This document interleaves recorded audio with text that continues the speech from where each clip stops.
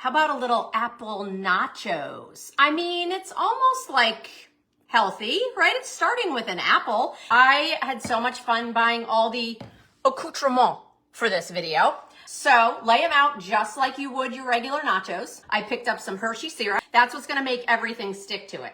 So, I mean, does it get any better than this? So I'm gonna add to it some of my multicolor sprinkles. Go ahead, say hi, Tuxie. Let's go ahead, and I'm so excited about this Dulce de Leche. Oh yeah. And let's put some chocolate jimmies on here as well. Jimmies, AKA sprinkles. I want my Gummy Bear. Look how cute this is. Hello. So look at that. And I'm gonna make sure it's okay. Look at that.